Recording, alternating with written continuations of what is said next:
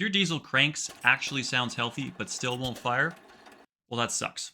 So now you're sitting there, like this guy, thinking, is it the fuel injectors, fuel pump, and how much is this thing going to actually cost? In this video, I'm going to show you some diagnostic steps to eliminate the guesswork and get to the problem faster.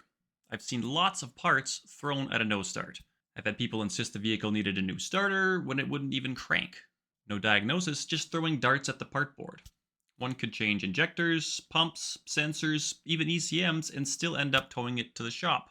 Or you could spend some time checking the basics and find the problem right away. And this all comes down to process. See, every diesel engine, it doesn't matter if it's a Cummins, a Power Stroke, a Duramax, or a generator in the middle of nowhere, they all need four things to work properly: fuel, air, compression, and on modern diesel engines, electrical. Now, if one of these things is missing, you're not just almost starting, it's just not going to happen. Now, think of it this way: a diesel engine is just a controlled explosion machine. No fuel, no explosion. No air, bad explosion. No compression equals no heat, which equals no ignition. No electrical signal, well, the system's not even going to try. So instead of guessing which part needs replacement, start by figuring out which one of these four things is missing. Now let's start with this simple test. Does the engine even crank? Because if it doesn't crank, we're not diagnosing a no start, we're diagnosing a no crank. But if it cranks slow, that's a problem too. This is where a lot of people get fooled, because diesels rely on compression heat to work. Now that means the piston has to move fast enough to compress that air quickly and build temperatures high enough to ignite that diesel fuel.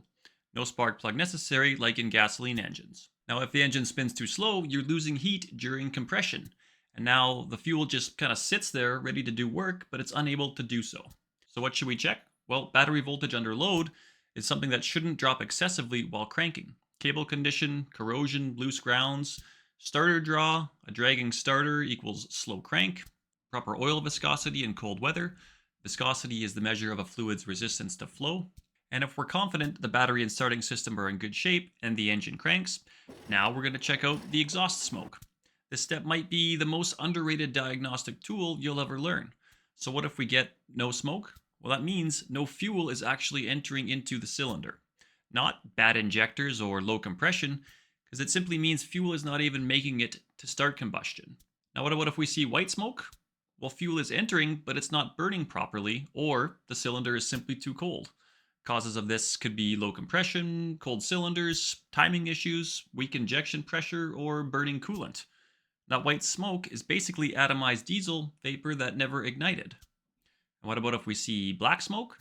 Well, that's likely rare while cranking, but when it happens, you've got fuel, but not enough air. Places to look first in this case might be a plugged intake, EGR stuck open, or severe air restriction from something like a heavily plugged air filter. So to recap, the smoke, if you have none, you've likely got no fuel.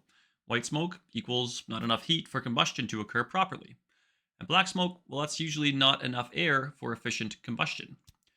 Let's dive deeper into no smoke a little bit more, because we're going to go back to the fuel system, and we're going to start with the obvious. Do we actually have fuel in the tank?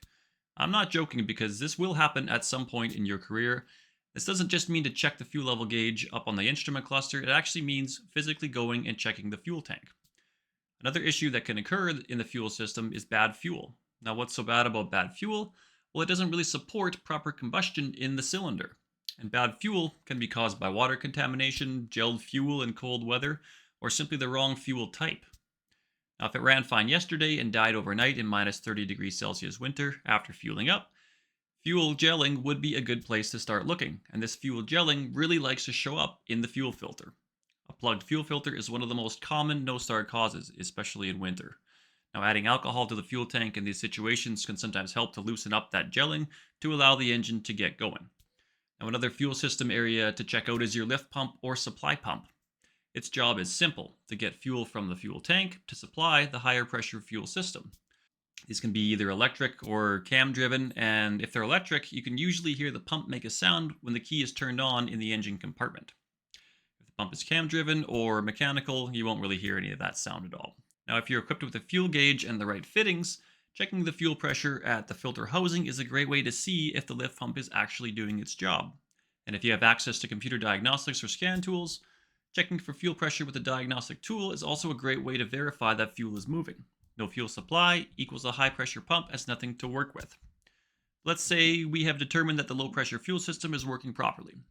See, modern diesel engines need seriously high pressure to fire those injectors. We're talking about thousands or tens of thousands of pressure. And if fuel rail pressure doesn't reach a minimum threshold, the injectors don't open and inject into the cylinder. So how do we check that? We can check the fuel rail pressure while cranking with a scan tool. And you absolutely cannot, under any circumstances, ever crack or open up a high pressure fuel line to see if fuel is present in those lines. With 30,000 psi of rail pressure, if that escapes and penetrates into your skin, you're in immediate danger of blood poisoning, among other medical emergencies. All right, fuel system, that's enough of you for now. Let's get into the air system, because air is the one people don't think of first. It's easy to assume, of course, that the engine's getting air, right? But that's not always the case. A plugged air filter will starve the engine of the air that it needs, which wrecks that air-fuel combustion mixture. And collapsed intake hoses, blocked intercoolers or charge air coolers, or stuck or failed intake throttle valves also can cause no-start air issues. And accidentally leaving a rag or a jacket over the top of the air filter housing can prevent an engine from starting as well. So I've heard.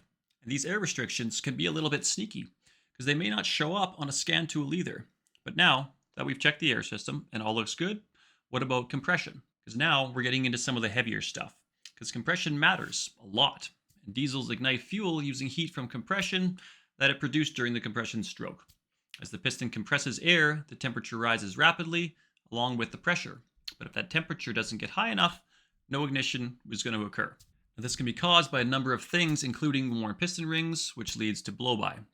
Now, these combustion pressures in the cylinder end up escaping the combustion chamber.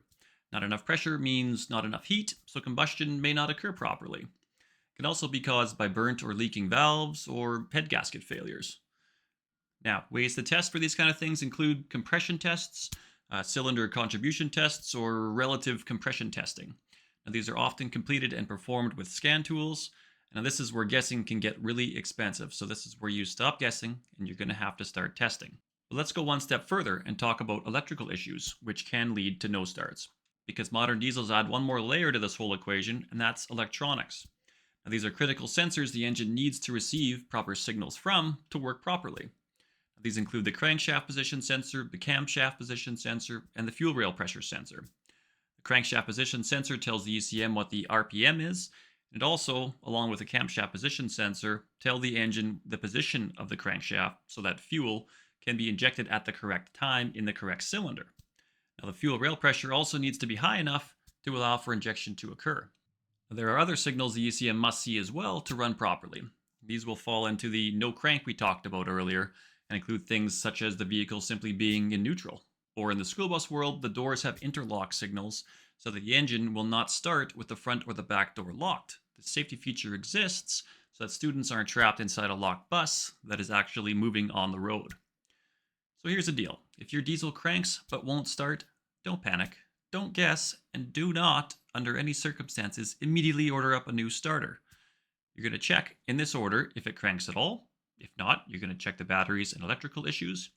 Are there any check engine lights? You can check if they're starting related. If the engine actually cranks properly, is there any smoke coming out? And if so, what color and what does that mean? Then you can move on to the fuel and the air systems. And after that, you're probably looking at something deeper, which may include compression checks. And at this point, it's about eliminating possibilities to help with finding the real problem. But similar to no starts, perhaps you've noticed that these diesel engines are not that great at starting in cold weather. Watch this video next to understand why that is.